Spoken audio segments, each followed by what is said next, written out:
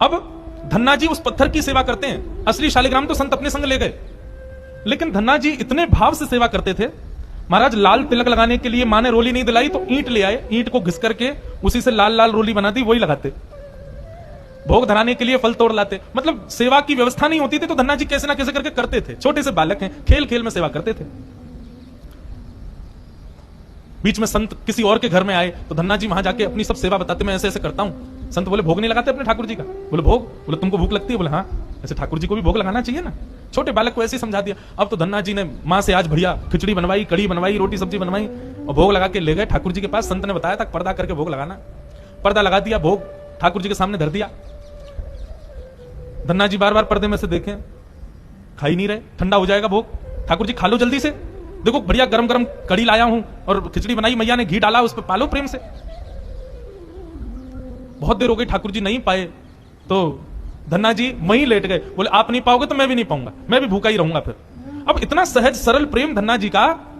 भूखे प्यासे धन्ना जी पड़े हैं नीचे, छोटा सा बालक है, ठाकुर जी से देखा नहीं गया। इतने में ही महाराज लेट गए। धन्ना जी, उनको चटकारों की आवाज आने लगी। चटकारे जैसे कोई आदमी को ज्यादा स्वाद आए तो अपनी उंगलियां चाटता है ना, तो जब चट चट आवाज आती है चाटने पर, ऐसे चटकारों की आवाज आई। धन्ना जी बोले ये चटकारे कहां से आ रहे हैं? जैसे ही पीछे देखा पर्दा खोल करके तो नन्हे से बाल गोपाल प्रकट हो गए हैं और धन्ना जी के सुंदर प्रसाद को स्वीकार कर रहे पा रहे हैं।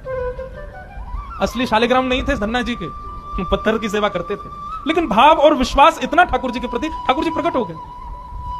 अब धन्ना जी थोड़े बड़े हो गए तो घर की गैयाएं चराने जाते थे और अपने ठाकुर जी को जेब में धर के ले जाते थे। और गैया जब चरती थी तो पेड़ के नीचे बैठ के ठाकुर जी को निकाल लेते और कहते ठाकुर जी अब कोई ना है, प्रकट है जाओ। सो ठाकुर जी प्रकट हो जाते, धन्ना जी के साथ खूब लीला करते। एक दिन ठाकुर जी ने धन्ना जी से कहा आज गाय चराने नहीं जाओगे? बोले आज हमारी बुआ जी आई हैं, घर में बहुत सारे मेहमान आए, आज हम नहीं जाएंगे। तो ठाकुर जी बोले काम कर, गैयान को गांव से बाहर ले जा और मोकू भी बाहर पधराया, तेरी जगह आज गैया मैं चराया आऊंगा। तो यही होने लगा। अब थोड़ी दूर तक धन्ना जी जाते, उसके बाद ठाकुर जी को बाहर निकालते और ठाकुर जी प्रकट हो जाते, गैया चराने ठाकुर जी जाते। आज 11-12 साल हो गए। वो संत आए जिनके शालिग्राम जी की सेवा थी। संत जैसे आए, धन्ना जी ने प्रणाम किया, जय हो मेरे गुरुदेव, गुरु जी के चरणों में प्रणाम। गुरु जी आपने ऐसे ठाकुर जी प्रदान किया, मेरा तो जीवन उत्सव हो गया।